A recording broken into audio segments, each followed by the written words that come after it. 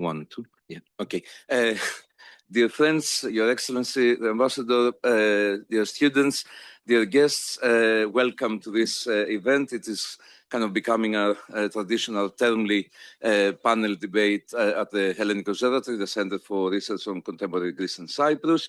We're talking today about an issue which is important to Greece, but it's important on its own sake for everybody, but definitely in Europe. And our focus is perhaps European, perhaps more so than other events, the future of social protection in Europe, welfare state risks and policy responses for Europe and Greece. And we're very, very privileged to have with us three excellent speakers with a lot of expertise on the topic. I will take a minute to introduce them all, but let me start by a couple of housekeeping points. We will have the presentations by the speakers, and then we'll have a bit of a discussion. We'll open it up for our Q&A. For those of you using X, Twitter, the hashtag for today's event is hashtag LSE Greece, one word. The event is being live streamed and recorded, so be mindful if you make any public statements that is being recorded. The recording will be available subject to not having any technical problems on YouTube and on our YouTube channel. And as I said, we'll have the time for a Q&A session towards the end of the event. When asking you indicate you have a question, if you're addressed to ask a question, please ask a question and not do an oral essay on the topic of your choice, and identify yourselves. That's the rules of the game. We hope to have a fruitful and informative discussion. As I said, we have the speakers here to carry us forward on the topic. I will introduce them in the order that they will speak. So our first speaker will be Professor Sir Julian Legrand, who is Professor of Social Policy at LSE. And he's currently a member of LSE's Marshall Institute. Professor Legrand has a long both academic and policy involvement on social policy issues, not only in the UK, where he served as a high-level, senior policy advisor to the Prime Minister back in the 2000s, but also working with international organizations such as the European Commission, World Bank, the OECD, and others. He received his knighthood in 2015 for his service to social science and public service, and he's written extensively on topics of social policy, education, public policy, economics, philosophy, with over 20 books, over 100 of academic articles, and so forth. He is really one of the principal architects of the UK's public service reforms in the turn of the century, and as we were talking also earlier, kind of one of the minds behind the idea of creating competition between services, between schools, between hospitals, in order to improve services and social service provision. Our second speaker is Ms. Diamantopoulou, who is currently president of DIKTIO, the Network for Reforming Greece and Europe, an Athens-based think tank. But you will probably all know Ms. Diamantopoulou definitely from her service as Minister in Greece, Minister of Development in 2012, and before that Minister of Education, with a known effort on education reform in 2009-2012. She is also a council member of the European Council of Foreign Relations and member of the Scientific Council of the Foundation of European Progressive Studies. But more importantly for the topic of today, she served as chair of the European Commission's high-level group on the future of social protection and the welfare state in the EU, who published a report just now a couple of years ago, just over a year ago, I think. Last but not least, immediately to my left is Professor Panos Tskaloglou, a good colleague and a good friend, both personally and of the Hellenic Observatory. He's been visiting or associated with Hellenic Observatory for very many years. He's currently member of the Monetary Policy Council of the Bank of Greece. But before that, he served as Deputy Minister of Labour in charge of social insurance between 2020 and 2025. And even before that, he was chairman of the Greek government's Council of Economic Advisors. He has also been a member of the EU Economic and Financial Committee and a number of other roles as senior policy advisor for previous prime ministers. I won't say everything, also not indicating how long back your career goes, Pano. And he has contributed in the academic debates, both in labor economics and social policy, topics on education, and so forth. So as I said, our three speakers are very well placed to take us through the topic of today. I will now stay quiet and pass the floor and the clicker to Professor Legrand.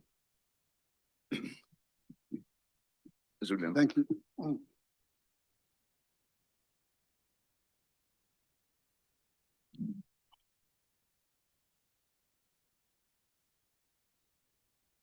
Thank you. Thank you for that generous introduction. I'm not going to speak for very long. As you can see, we've got a tiny subject here to talk about. You may be a little surprised as to why capitalism is in there as well. And the reason will become clear in a moment. Basically, I was asked to discuss some of the principles of social protection in Europe. And I looked back at some of the historical reasons for the growth of welfare, the growth of the welfare state, the growth of social security. Basically, of course, the origins are probably close to the Europrotection since 1945 and built on the core belief that the state has a responsibility for ensuring that all its citizens attain a minimum level of well-being and security. Some of you will know about the Beveridge Report, which was published in Britain in 1942. He identified 5 giants: want, disease, ignorance, squalor, and idleness. And he proposed a whole set of measures that would actually try and deal with these various problems, these various 5 giants, and to cut them down to size. And these are measures that in one way or another, most European countries have also implemented. Sometimes they'd implemented them well before the Beveridge Report. But nowadays, virtually all European countries have policies in the areas of trying to reduce poverty and inequality, trying to reduce the amount of ill health and suffering, trying to reduce ignorance through education policies, squalor due to housing condition, poor housing conditions, and trying to reduce unemployment and the inability to find work.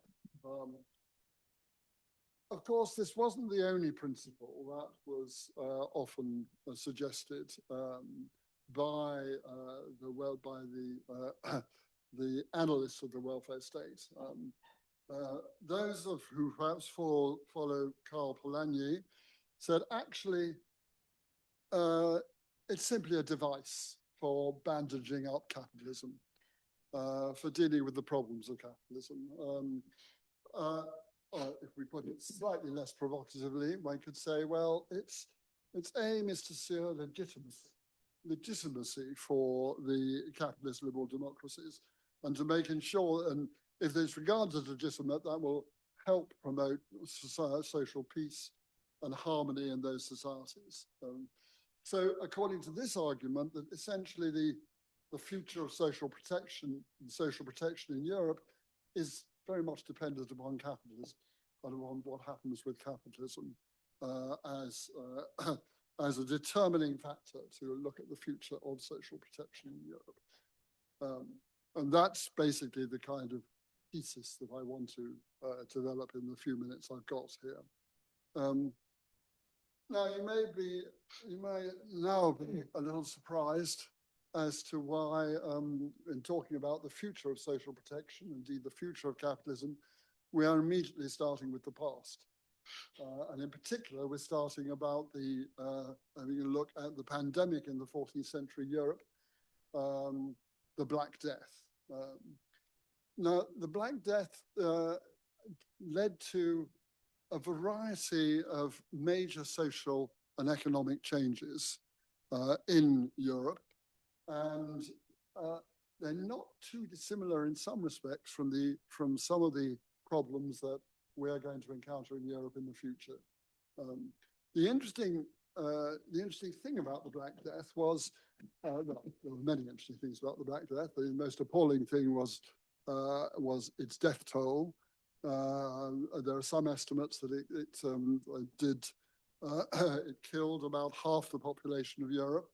I've looked at some of the estimates for Greece, and it seems to be between 25% and 40% of the population was killed by the Black Death. And although obviously an appalling tragedy, it had some curious beneficial effects, at least for the survivors, and particularly for those survivors who worked on the land. There was, up to that point, there was basically throughout most of Europe, there was a feudal system, a system which basically landowners were the chief, held the power in the society. They held the economic power and they held the political power over society. The Black Death, by killing a large number of laborers, actually transformed that situation. Some people would argue that it led to the collapse of feudalism because there was now masses of land and far fewer people to work on that land. Wages shot up. They were shot up throughout Europe, including in the Eastern Mediterranean. And there was a very substantial shift of power, essentially, from the landowners to labor, from, if we regard land as a form of capital, from capital to labor, which was virtually unprecedented. And it lasted for about 200 years, this difference.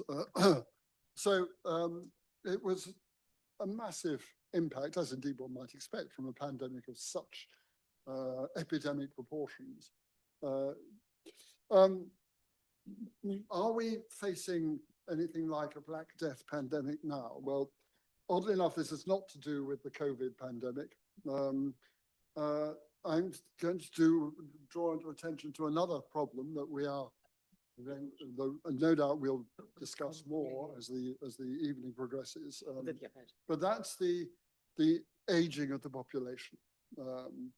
And there are many figures about this, which I won't go into, but the striking one is this particular figure, which is the dependency ratio. That's the number of workers per person retired for a variety of European countries.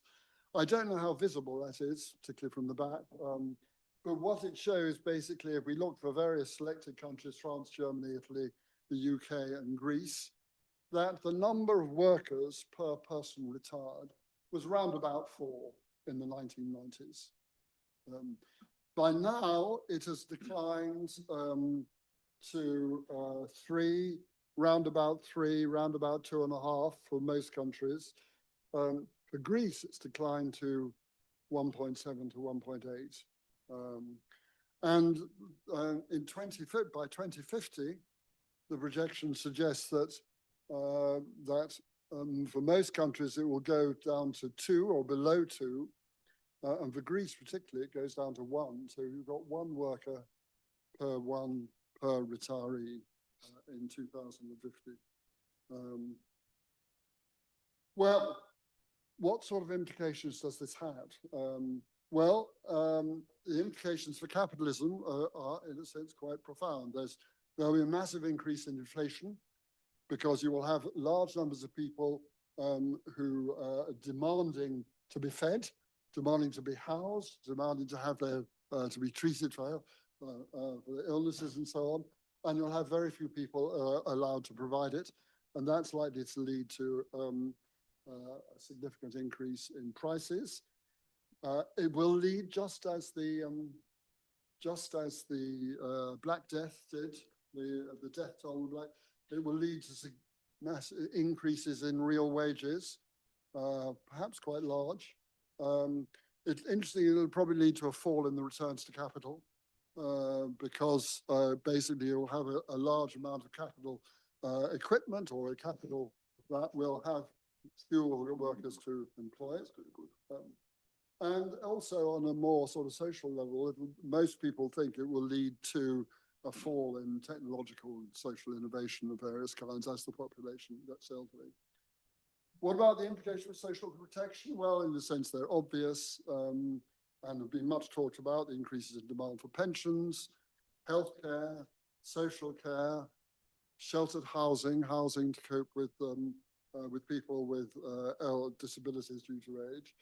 It is worth noting that there will be some net gain in a sense, or there'll be a fall in demand for other areas like education, and there'll be a fall in demand for unemployment benefits, in-work welfare benefits, which many countries have, and in types of housing. There'll be a shift in demand for housing away from family housing towards shelter housing.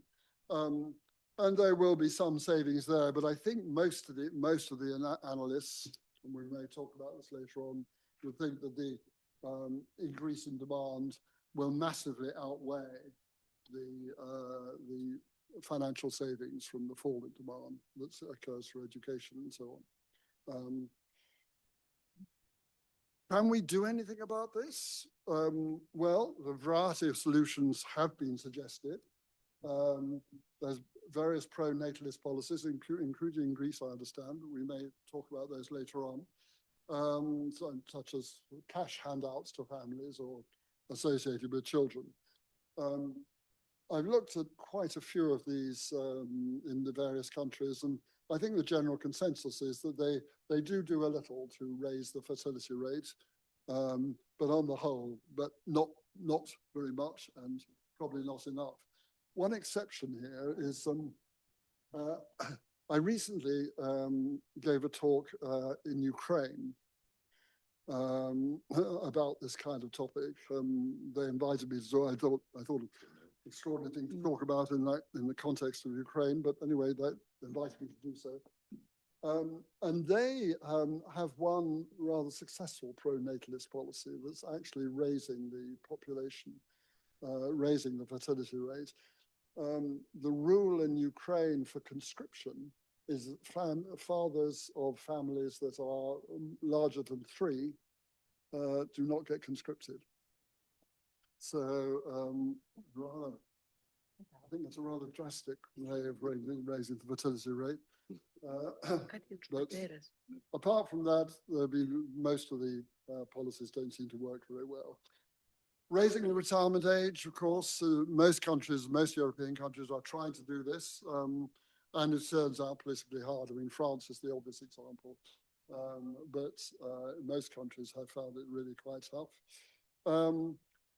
Some people argue, well, don't worry, AI is going to come to our this. Large language models, particularly large language models, are going to resolve the problem. We'll all have massive degree of they will cause massive unemployment, and actually that will resolve the problem because there will be lots of labour that's relatively unemployed, and so we'll be able to use it, hopefully. I've looked at quite a lot of the research on this, and so far it has to be said it is much exaggerated. There seems to be very little impact in terms of impact on employment or whatever. The one exception, there's one article about the demand for translators. That appears to have dropped dramatically. But outside of that, there's very studies from Oxford, recent Oxford economic study, MIT, various studies, and they suggest that really this is a bubble and has been vastly over-exaggerated. Immigration, of course, is another answer for Europe, but of course, as we know, this can lead to, this is not politically popular, leads to massive rise of populism parties promoting social division. It's a long way from, if you remember, the aim of the social protection was to promote peace and harmony, and this is obviously a long way from it. These are, of course, some of the populist parties that are rising. with Giorgia Meloni in Italy, Alice Weidel in Germany, and Marine Le Pen in France, and Nigel Farage in the UK. I understand that there's no real direct equivalent to this to these people in Greece at the moment, but they may well appear. No. So, where does that leave us? Well, the Black Death led to a shift in power from landowners to peasants with far-reaching consequences. In a similar fashion, will population aging shift power from capital to labor? So will the future of capitalism in Europe actually be laborism, with labor as the dominant, holding the reins of power? And will the future of social protection in Europe be less about protecting the owners of labor, as much of the original welfare state was designed to do, but more about protecting the elderly owners of capitalism? I put in, it is worth owners of capital. It is worth remembering that the by far the largest number of owners of capital are not the equivalent of Elon Musk's or the Bill Gates or whatever. They are the pensioners who are being supported by pension funds throughout Europe in one form or another. And it may well be that those are the people who are going to need protection in the future, rather more than the providers of labor. Thank you. Thank you, Julian. I think this idea of laborism is very thought-provoking, so we'll perhaps come back to that. We're a bit conscious about time, so we're moving directly to Anna Diamantopoulou. Okay. Yes, thank you. Thank you very much for this invitation. I think it is the fourth time that I've been invited, and it's really an honor for me. First of all, I would like to introduce myself in a different way to make more understandable the presentation. As you see, I'm the only one who is not a professor. During my whole life, I don't know if it is by coincidence or I have chosen it without understanding it. I deal with social issues and welfare state. So I was commissioner for employment and social affairs, and then minister for education, and then I was chairing this group for the reform of the welfare state. And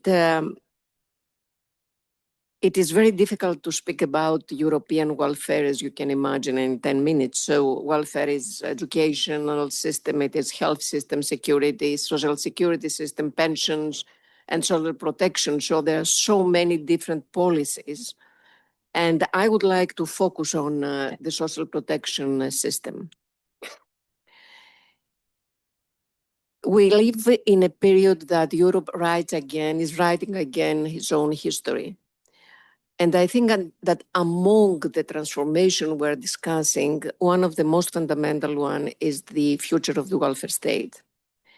And this is a European achievement. Can we speak about a European welfare state, a European system? No, we cannot. There are different systems. Generally, there are three models, the Anglo-Saxon one, the Central Europe, the Nordic one. But according to my experience, I worked even with Eastern countries when they entered the European Union, because at that time I was commissioner.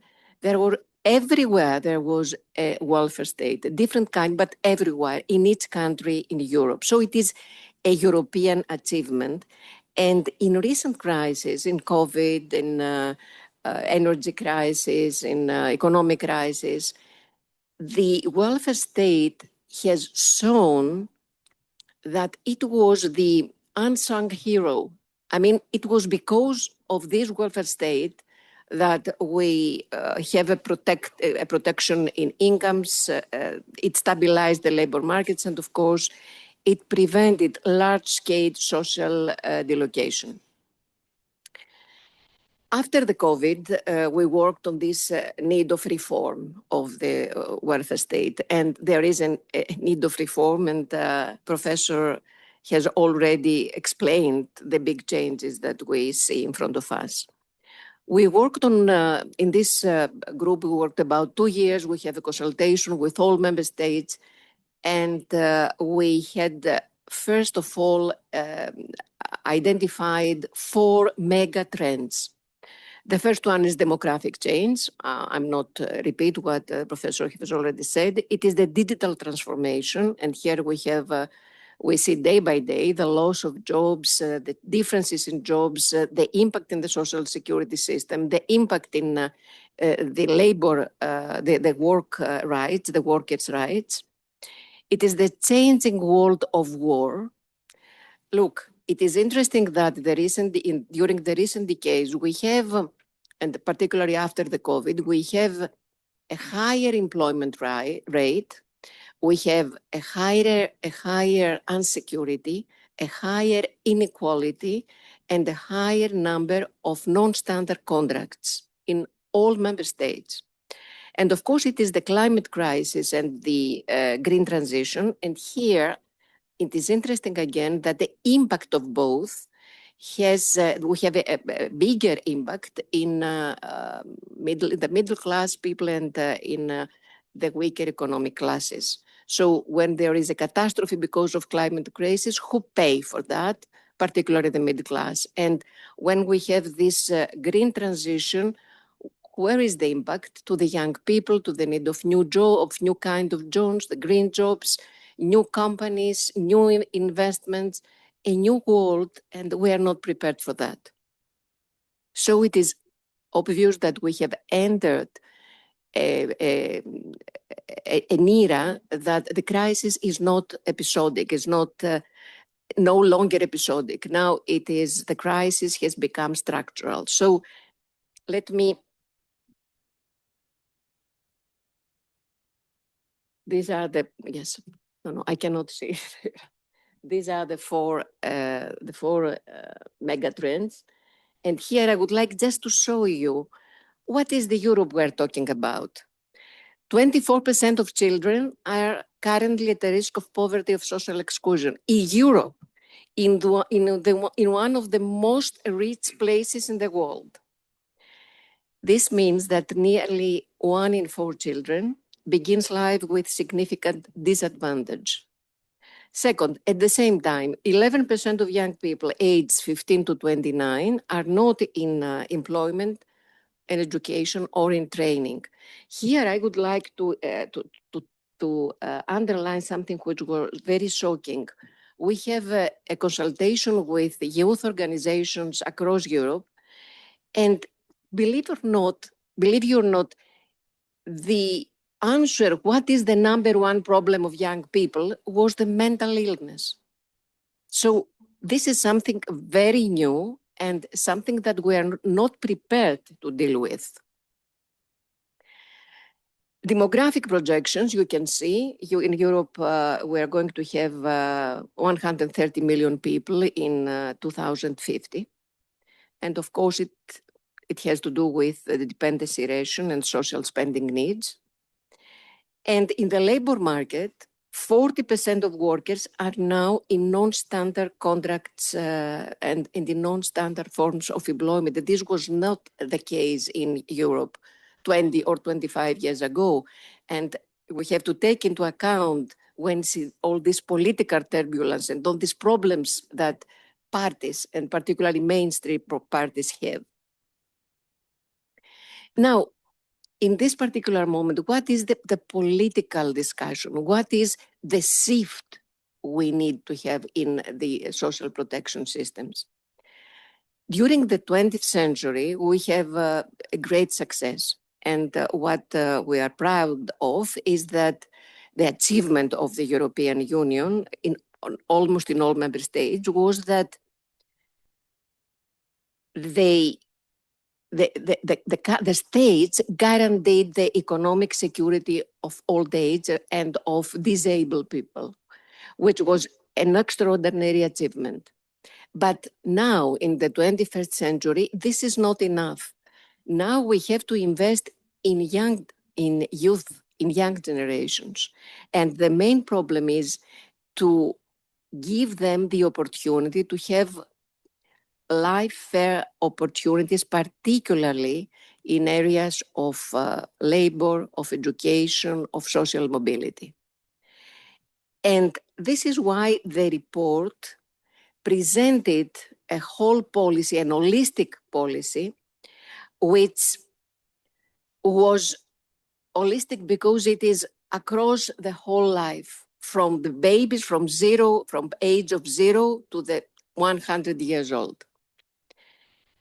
Of course, the distribution policy remains very important. It is essential, but it is not enough. Now we have to move to what we call social investment, and this means human capital, education, and lifelong learning, care infrastructures, and capabilities. And we're talking about secure capabilities, which means that allow individuals to navigate continuously in a world which is changing. Here, again, I would like to underline something. We're talking about educational changes, about lifelong learning, about changes in the labor market. There is a need, and this is one of the most urgent, to my point of view, issues, to combine the Aristoteles approach, and by that I mean humanistic studies, with digital skills. We very much focus on digital skills, but this is not the way that we can occupy machines, to be very concrete. And I think it is something that we can discuss about.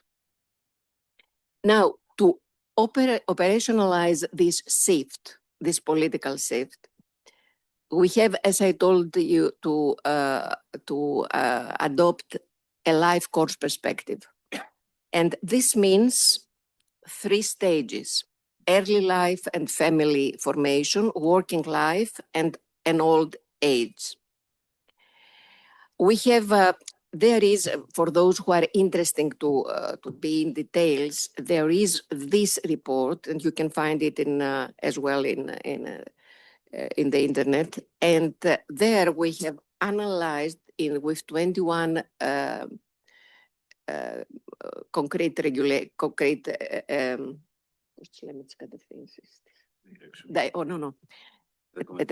recommendations.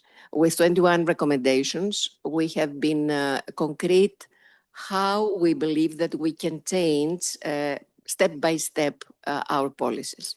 But in these 3 areas, the early life, working life, and old age.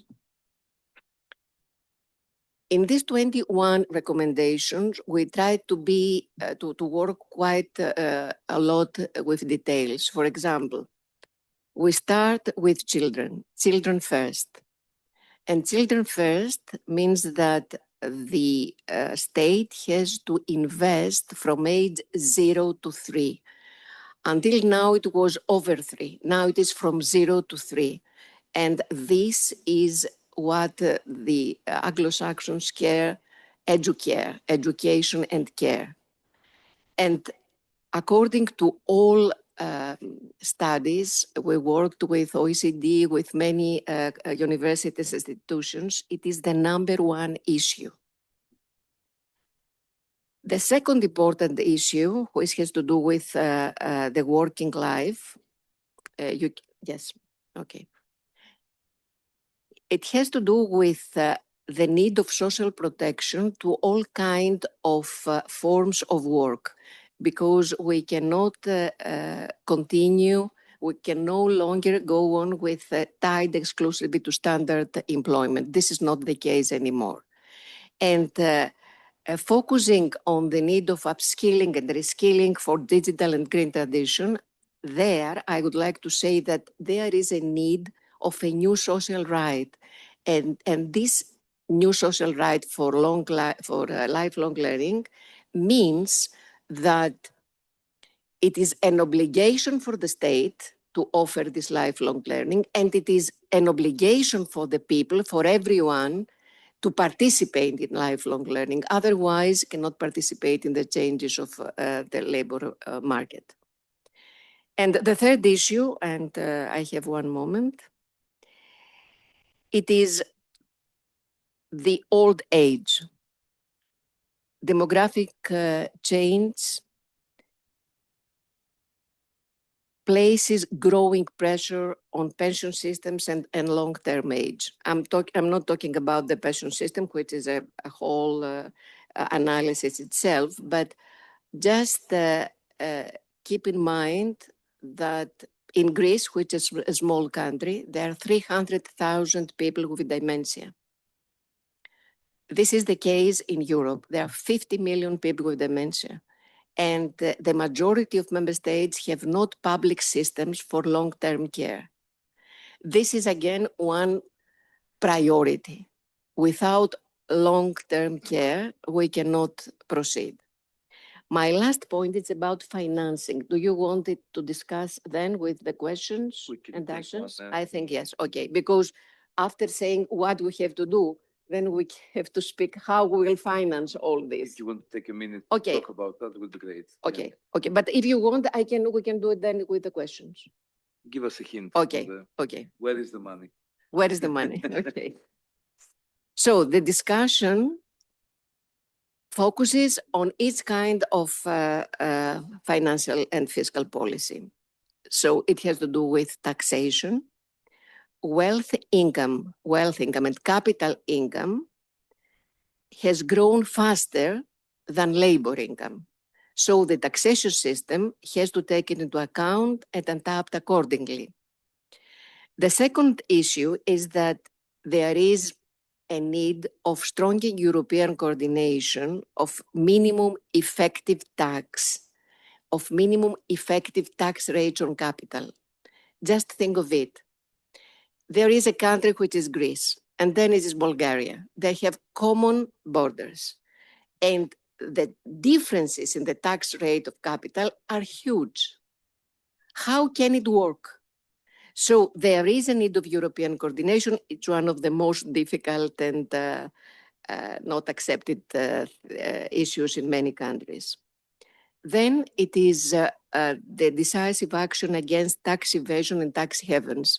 You can see an analysis how many hundreds of billions Europe loses every year because of tax evasion. The fair taxation of multinational and digital companies, now with the United States, is a big issue. And the introduction of a golden rule to protect social investment with fiscal frameworks. Again, we have now a golden rule for defense. We understand how important it is for defense policy. But can we imagine what is going to happen in Europe if this situation with this political turbulence continues without taking into account the social policies? And of course, there are many discussions about AI impact. And you know that there are novel ideas about to tax the tokens, to tax AI intelligence units, because AI participates now more and more in the GDP in all countries, so it has to be taxed in a different way. And of course, we can see the good things, what AI can offer to social systems, because AI facilitates very much the use of data, and this supports the prediction and better policies. And what is already in place in Spain, AI supports governments to match in a better way the economic situation of a person and the need for help. So a better way to disseminate the benefits. Thank you. Thank you.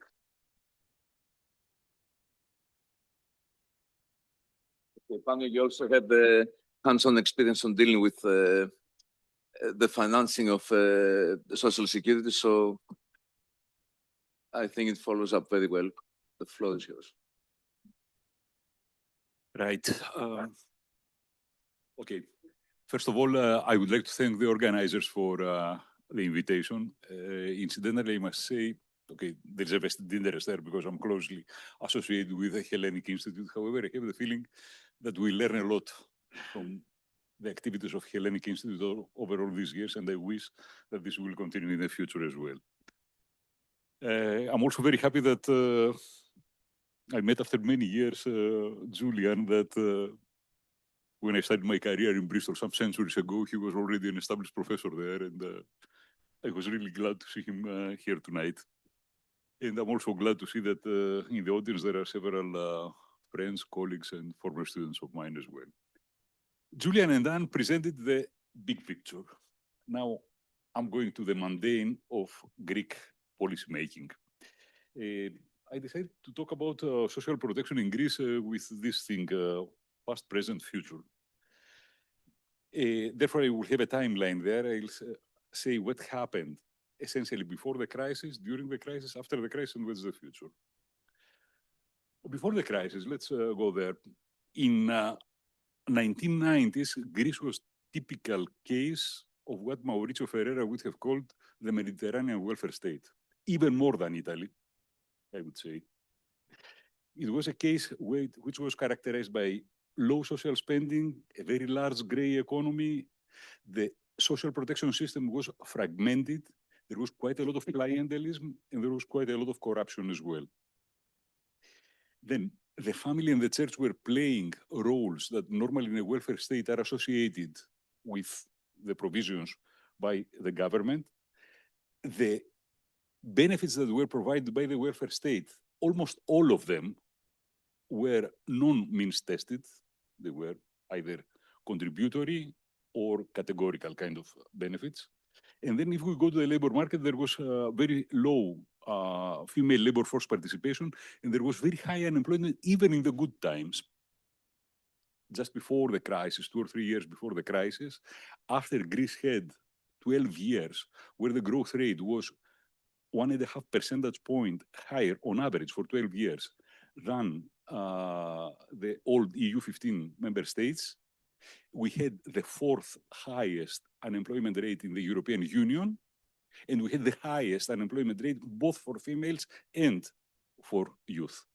This is the typical case of a segmented labor market, as Panos Galerianos, who is sitting on the audience there, would have made. Then at that time, inequality and poverty in Greece were either the highest or the second highest in the entire European Union. Since the mid-1990s, we had the process started where we had a sharp increase in the share of social spending in GDP. And in fact, just before the crisis, this share was not substantially different. It was just marginally below the European average. Unfortunately, let me show you the graph first of all. It is all the years up to 2024 here. What you can see is that in the early years, when we are starting, we're talking about a difference that is almost, if I remember, it is 12 versus 17, it is 6 percentage point below. It is, in proportional terms, 50% more than what's happening in Greece. However, this is closing quite fast, actually. Unfortunately, quite a lot of this was deficit financed. Let me continue with this graph. I will refer to it later on. You see that during the crisis years, social spending in Greece was higher than the European average. In one particular year, Greece's social spending was the 3rd highest in the European Union. However, this was not because of the development of the welfare state. It was a denominator effect. It was because there was a real crashing of GDP. In recent years, this reveals something that it is an accusation that against the government in Greece that perhaps we overspent during the pandemic year, and still the peak that we can see there, it is actually 2020. And then we are hovering slightly below the European average. At any rate, the real drama, however, was a different one there. To a considerable extent, this increase in spending was deficit financed, and we paid for it dear later on. The other thing that is quite important in this characteristic of the so-called Mediterranean welfare state, it was in the structure of social spending.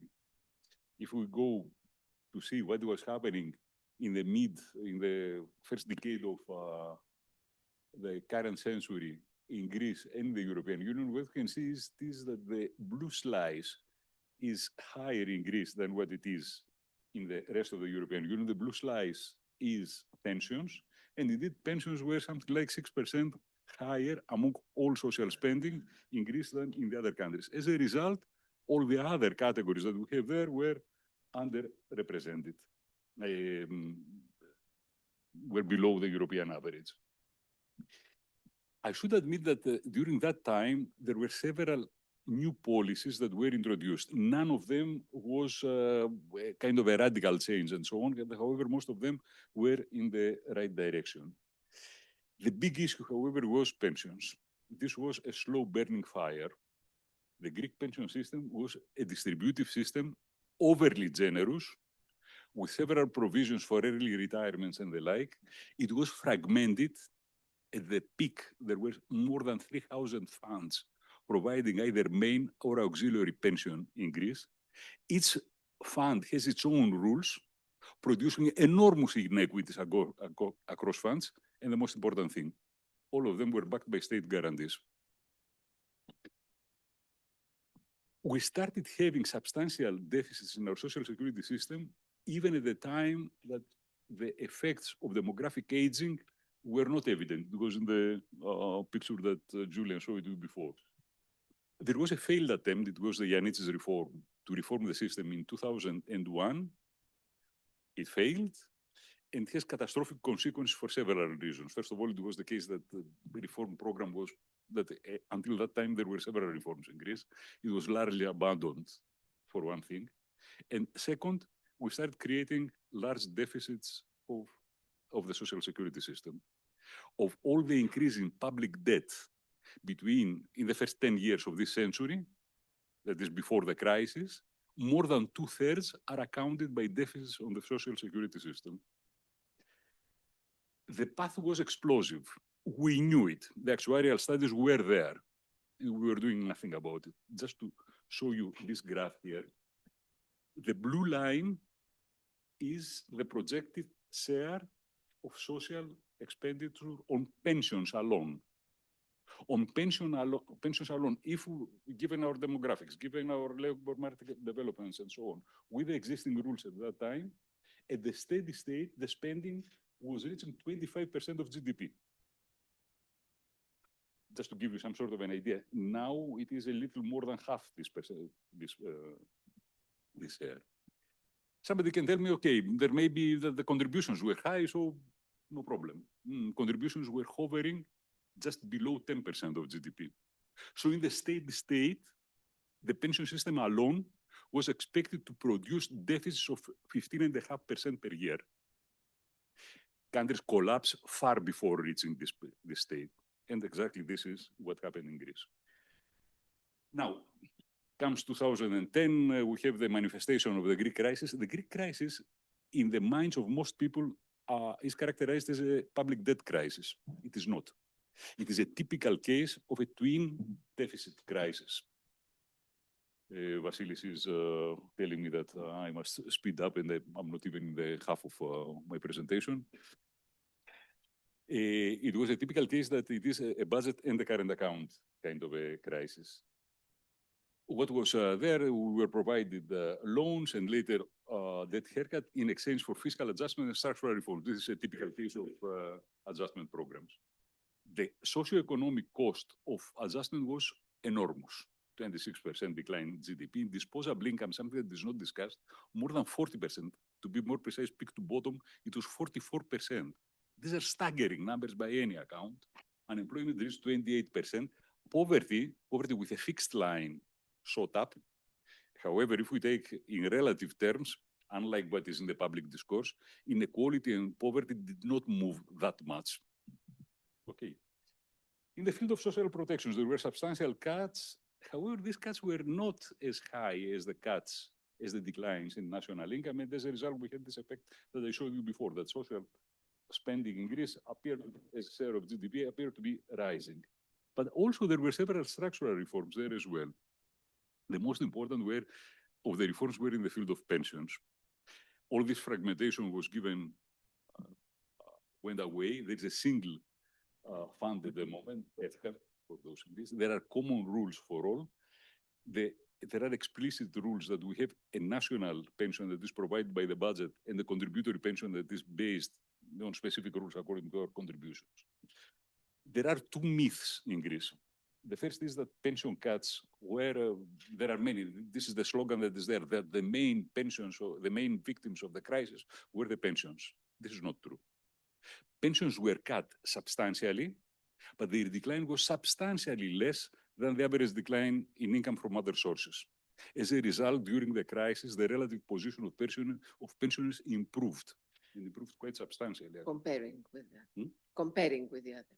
The relative position, not the absolute position. Of course, everybody went down there. The second thing was that all these cuts that we had there in the pensions were horizontal. They were not horizontal. The top end of the pension distribution was a real massacre, but these are the people who had most of the privileges anyway. The bottom of the distribution was relatively well protected there. Regarding other social benefits, the big change that we had during the economic adjustment programs was that there was means testing for the first time that was introduced in Greece. For several benefits, it was the first time that was introduced a benefit of last reform, minimum income guarantee. In the labor market, there were many reforms that were targeting, first of all, flexibility in the labor market, and secondly, increasing participation in the labor force, and also regarding skills upgrade. The result of these reforms are evident now, in the sense that, you know, unemployment is reaching levels that we haven't seen for many years before the crisis, and I have the feeling that we will continue declining precisely for this reason. Now, in the post-program period, surprisingly, reforms did continue there. The main reform in the pension front was probably the creation of TECA that basically takes part of the pension system that was distributed and becomes fully funded. As a result, is reducing the exposure of Social Security to this awful danger that Julian indicated in his presentation before, the demographic risk. The deficits are still high. However, according to the aging report of the European Commission, it tells us that if we stick to the rules, to the measures that we have already voted, we are in a path of sustainable developments. However, I say that there are several indications already of backtracking there. In the popular discourse in Greece, there is a say, oh yes, but this is because we are massacring the pensioners. This is not true. At the moment, the replacement rates in Greece, that is average pension divided to average wages, is the highest in the European Union. It does decline, but still remains far above the European average. In the labor market, there are several measures to increase the labor force participation of women, youth, pensioners, and disabled. These are four groups where Greece is substantially below the European average, and some of the measures have already had spectacular results. Greece, at long last, is not, again, unlike what is in the public discourse, at the bottom of inequality and poverty statistics and so on. We are in the bottom quarter. However, we are in the 6th place from the bottom, the other one in the 8th. When I was younger, I was used to see Greece only in the last or in the penultimate place. And finally, on the negative side, however, the structure of social spending has not improved. In fact, it has worsened. The difference that we have from the European average regarding spending on pensions is 11.5, to be more precise, percentage points. Vasily, this is my last slide. Should I present it or not? In 25 seconds. In 25 seconds, you can read it, and there is no reason to say it. When Vasily sent us this invitation, he was highlighting 4 risks for the future: fiscal, technological, demographic, climatic. Regarding fiscal, Greece still has the highest debt in the European Union. However, the policies that we are pursuing in recent years have a very successful effect. It is the fastest decline, and also with a very healthy way, fighting tax evasion. That was something that we are always discussing Greece. However, I'm generally optimistic. However, populism is always around the corner. And I can see it even now. I mean, as soon as we had, let's say, these primary surpluses, everybody is going there and saying, no, why should we reduce debt? There are several other useful policies. Give us more, give us more. This is the useful policy. Technological, again, Julian and Anna refer to this. Definitely, we need to adapt our education and training systems. However, the main thing that I would like to discuss is demographics. Something that we must understand is that these few children that we are making in Greece, we must shift resources from other directions, especially pensions that they are expected to decline, in order to improve the productivity of this younger generation, to invest in preschool education, in training, in R&D, in infrastructures, whatever makes this generation productive. It is not only a question of money. Anna knows it very well from her tenure in the education ministry. It is structures as well. This famous evaluation. Greece, in all these international comparisons like PISA and so on, even though we are spending more than the demographically younger than us, Ireland, we are far below them. Therefore, it is not a question of resources. There are other things there as well. This is not sufficient. We cannot overtax the young generation. If we decide to do this, they will vote with their feet. They will migrate. We will be in the worst possible outcome. We will have invested in them and they will leave the country. This, to some extent, has happened in recent years as well. Therefore, we must be very careful there as well. Demographic policies, Julian mentioned this thing. I do not know of a single country that went below the 2.1 point of fertility and returned to a higher level. In fact, something that we are observing in all developed and developing countries are falling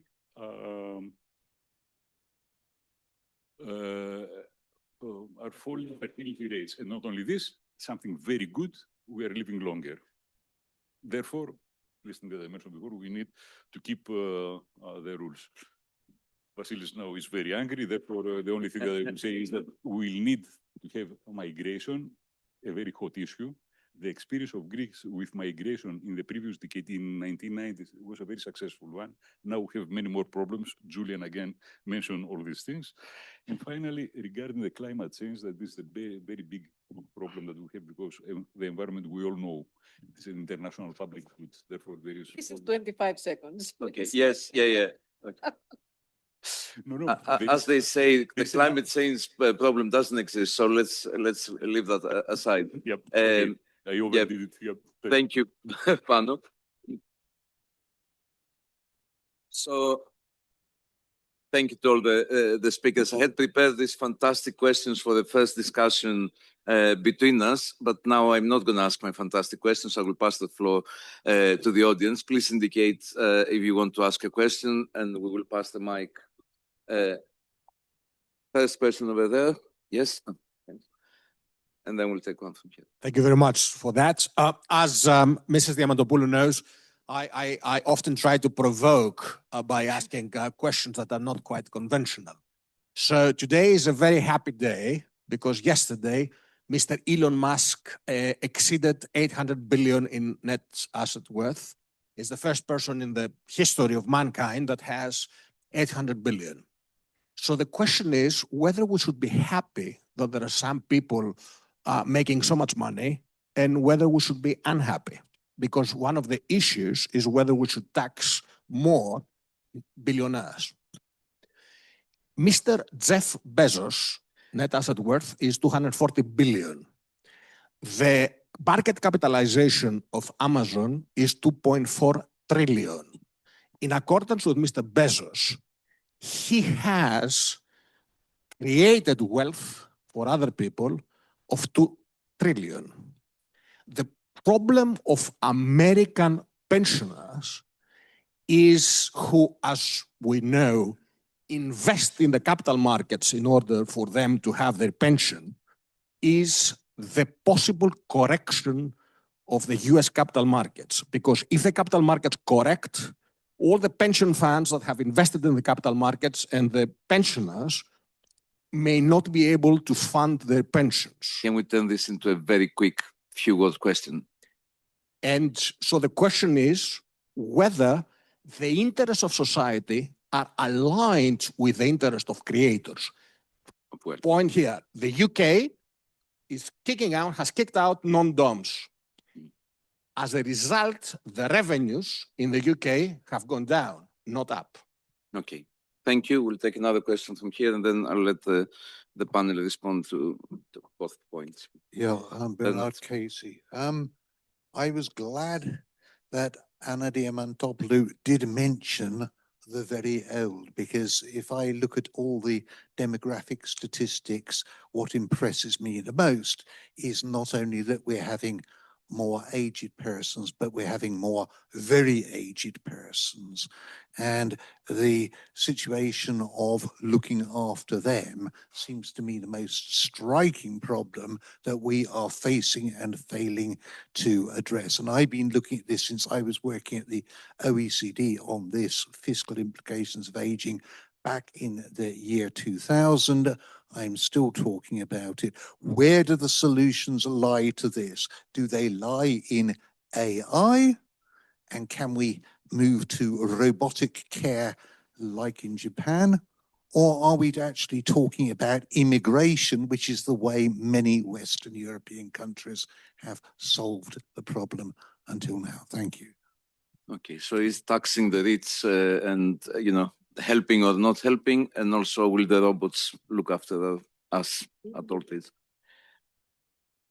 Okay, we can, yeah, you want, we will do another round, but yes, are there any burning questions? Okay, we'll take one from the front here. Okay. Hello, and thank you. I'm Konstantinos Kouras, Data Protection Officer and Legal Counsel at Our Future Health, which is a UK-based health research company. Can you hear me well? I can hear very well. No, No. no. Is it the echo? Yeah, can you hear me now? Yeah. I have two quick questions for you. One is, how do you think the global socioeconomic environment and global competition currently will affect EU's social protection systems? And what kind of changes do you see there, or adjustments, or maybe a new socioeconomic model? And I'm thinking of the Draghi report, his recommendations, and all that. And the second question is about brain gain, because I think something that all of you mentioned was aging population and how important it is to divert that trend. What role you see brain gain plays there? And, I think it's very relevant for all of us here in terms, like, we've all moved to the UK recently.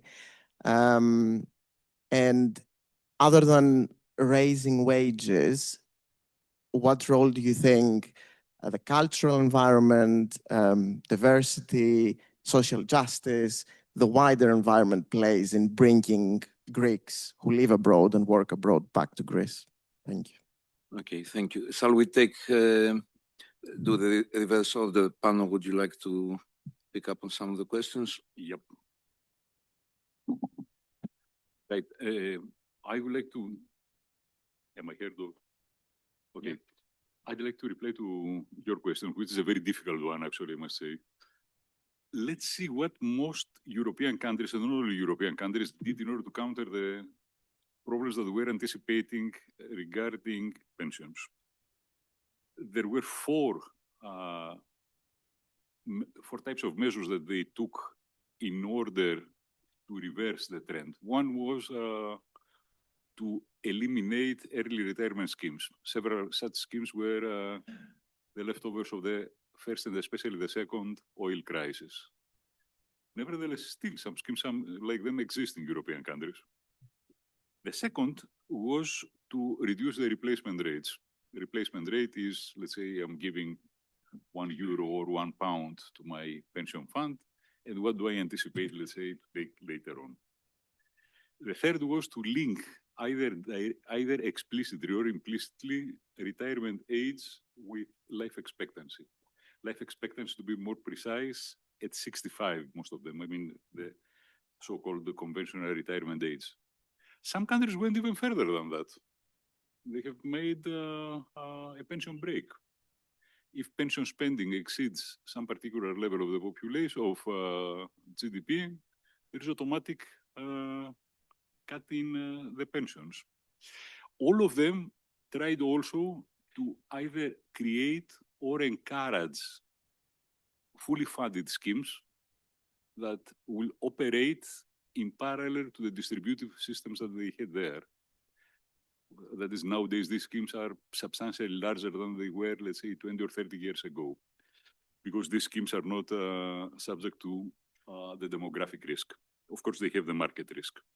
However, if we see, let's say, the experience of countries that have mature, fully funded schemes, the returns are substantially larger than the returns of distributive systems, and especially distributive systems of aging societies like the European societies. Is migration of some help? I think it is. For a successful migration policy, we know very well that there are two prerequisites. One is that the skills of the migrant workers must be complementary to the skills of the local workers. This is something that happens almost everywhere. Therefore, from this point of view, we do not have a real problem. The real problem comes for the non-economic factor. Migrant population must be incorporated, not incorporated, the opposite of social integrated in the society. In Greece, we had the experience of migration in the 1990s. Even though we didn't have any kind of a consistent policy or anything like that, it was a hugely successful migration. It helped our economy. All the studies that we have show this. And it seems that these people had the one characteristic: they wanted very much to integrate into the Greek society. I can see it with my students in the university. There are several of them. I can see it, let's say, when I take the list in order to have, let's say, the exam marks and this kind of stuff there. In the classroom, where did the migrants come from? Where did they come from? Most of them were coming from Albania. Albania. At that time, about 2/3 of them. About 2/3 were Albanian. It is true that the younger generation of migrants who come to Greece are culturally far more diverse than what is the Greek population there. And in some cases, we do not yet have the ghettos that we have seen in several other European capitals. However, we are not very far from this either. However, we will need migration sooner or later, and the more effort we have in order to integrate them, the better it is. Anna, can I ask you to address the question perhaps about how the kind of economic environment and maybe the recommendations for the Draghi report will affect the provision of social policy in Europe, if I understood the question well? Can I just give a very short answer to the questions? The first question, Mr. Praskevas, about the taxation of the very rich people. I think that it's a very difficult answer. I'm not pretending that I cannot answer easily, but the main argument is that taxing heavily the rich hurts the growth. On the other side, if we do not tax heavily the rich people, step by step, we are going to what we see today, that the ultra-rich people govern the world. So it is not the politicians, it is not the people, it's not democracy, it's these very rich people who become more and more strong. I don't believe that it is on the benefit of people and democracy. The second issue about the very old people, I think that it is not only an issue of social cohesion, but it is very important for women. Middle-aged women leave their jobs, leave their houses, and these are the ones who take care of very old people. And this is the situation in the majority of member states. What are the solutions for the time being? It is migrant women, many of them in the black market, with no skills, no training, and they leave their own families back. And there are a few countries who have public care, long-term care systems. So I think that we need policies on this issue because it becomes more and more difficult, and there isn't a need of combination of workers, of robots. This is the case in Japan, but in Denmark as well, and of a public sector who can combine the NGOs, because many NGOs work on that, migration and public financing. And what about the Greeks and how they are going to go back? In my think tank, we have made 2 studies on this issue. And it is interesting to say that the first answer, it is not the wages, it is not the social protection system, it is meritocracy. So I think this is the main issue, and this is that this is the sector that the political system had failed as a whole. And my last point, if you allow me, because there are so many young people and there are students and work in Great Britain. Populism is not just a political wave that we see now. There was always there. What Panos described about what happened in Greece. Did we know what our pension system would create in our economy? Yes, we knew it very well. When I was a commissioner, every year, because I was responsible for social systems, every year the EU, the DG services were presented to me the situation of each member state. So in 2000, they presented to me the situation of the Greek pension system.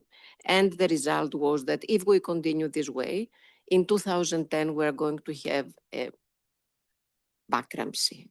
I went to the Prime Minister, I explained it to him. He told me, please give an interview and give everything to the public. I gave an interview, I gave everything to the public, nothing happened.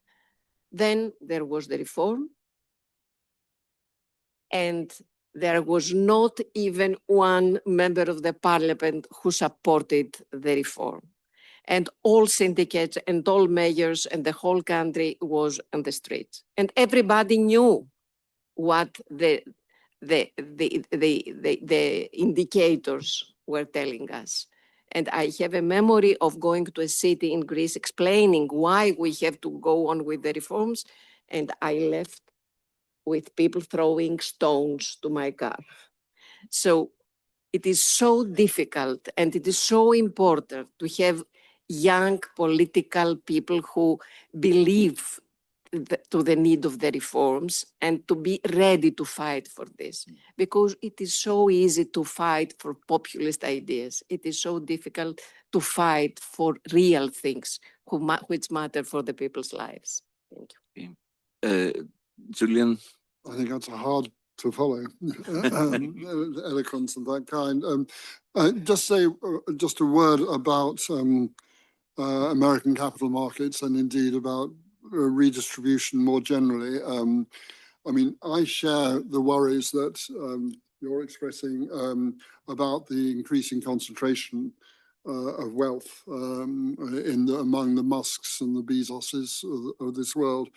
It is worth pointing out, though, that simply redistributing that wealth, desirable it will be for a whole range of reasons, but it won't resolve the problem that's the demographic problem we've talked about before. I mean, even if we were to take the whole of Bezos's wealth, the whole of Musk's wealth, and give it to European pensioners, and they would then go along to the supermarket to spend their newfound wealth, and the supermarket shelves would be empty because there is not because there are not enough people producing to do that. Redistribution on its own is not sufficient to resolve this ultimate demographic problem, and we have to look elsewhere. Okay, we're running out a bit of time. I'll take two questions, very, very quick questions, please, because we need to finish soon. So can we have a question for the gentleman, Adoni? Yeah. Will, this gentleman here in the front row. Adoni, raise your hand, please. Thank you. I have a very practical question. Coming back to Vasilis, where is the money? I think we can all agree that Europe needs a massive social protection agenda. We can also confirm that there is a funding gap for that. So my question is, to what extent market-based solutions created by the financial sector can support this process? I'm thinking about social bonds. I'm thinking about private-public participations. And also a question to Panos, to what extent in countries that these instruments are not developed at all, a central bank can play a role in facilitating? Thank you. So, new financial instruments. Shall we take a question from here? Thank you, Diamantopoulou. Professor Solagrand, you gave an interesting presentation about the importance and the need for the welfare state and the health service. You even went as far back as the Black Death, which was pre-capitalist, but I won't go that far back. So would you agree with me then that the real motive, incentive for the creation, say, in the UK and anywhere else, the welfare state and the NHS was really following the destruction of what happened during the Second World War, period of reconstruction? They needed the workforce, they needed a healthy workforce. So it's not so much the Labour Party, which I define is not the party of the working class. It never really was, but we don't have time to go into that.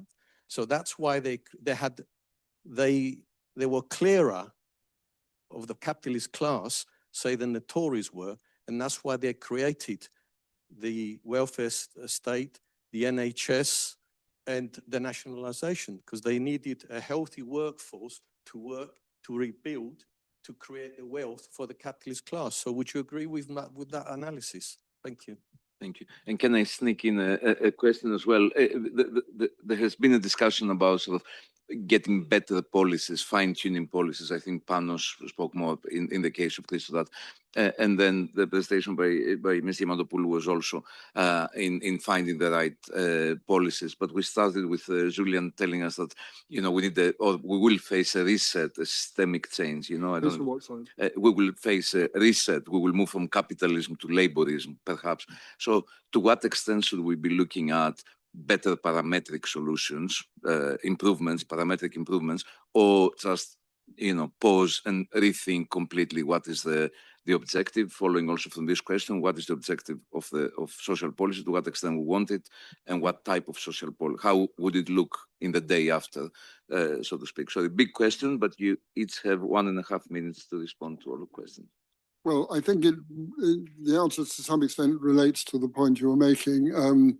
And indeed, it was made, I think, by Panos, that the only way to resolve this demographic problem is probably, well, there are several ways to try to resolve it, but we have to raise the productivity of the labour force, whether providing them with good health services, providing them with education, and so on. And this is probably the only way that will act, in short of being able to raise the fertility rate. Then I think the only solutions are to try and increase productivity, probably through policies of health, of improving health, maybe occupational health, focusing on very much on occupational health rather than the health of the elderly, and to try and increase productivity through education and skills. Very good. Anna, would you? I am going to tell something which is totally personal approach. After having worked a lot on the demographic issue with studies, with conferences, participating in different places in the world, I believe that it is mainly a cultural issue. And it is interesting, the last years I have meetings as focus groups with young women discussing on the issue of having children. It is absolutely disappointing that more than half of them do not want to have children. Do not want. To have children. Mhm. So it is not because they are poor, or it is not because they have not support. It is, I think it is a cultural issue concerning the way that our societies are being developed. So we need, of course, we need everything you said. We need public health, we need education, we need housing, which is a very important problem. We need support for children. Everything is very important, but it is not only that. I think we have to find out the way to present the model. I mean, we have destroyed the model of family, of having a family.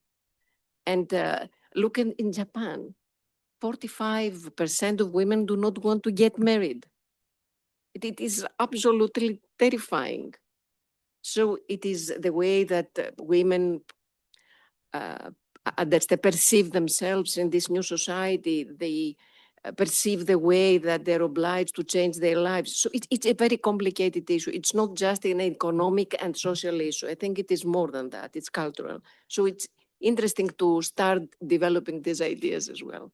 It must be also 45% of men don't get married or thereabout. I mean, they do want to get married because their lives do not change very much. Okay, so Panos, I will leave sorry, your name said you about private and public sector cooperation. I think this is the key. For social protection is private-public cooperation is the key. Not three, public, private, and social society organizations. But Panos, you may want to say about financial instruments. Very, very quickly. I agree absolutely with Julian on the issue of productivity. This has been my last slide. This is what I try to say. All the effort must be in this direction.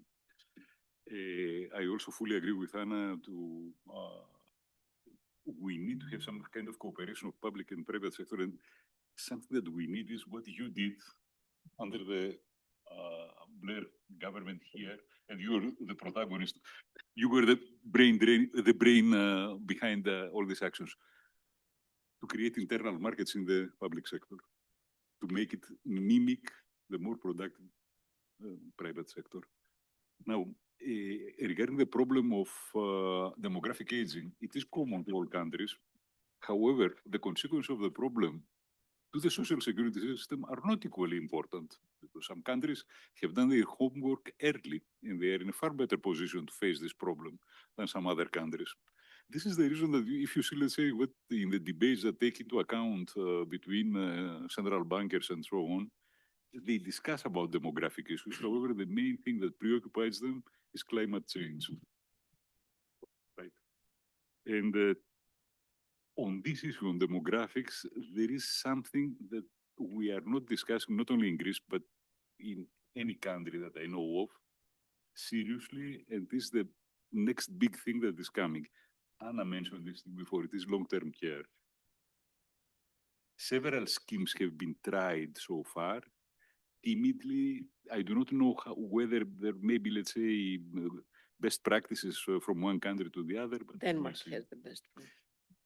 But it's a small country. Okay. We can discuss it later on over there. And finally, regarding demographics, once again, I can understand that Europe is aging fast, but there are countries, and it's not Japan, they're in a far worse situation. The fertility rate of South Korea is below 0.8, 0.79.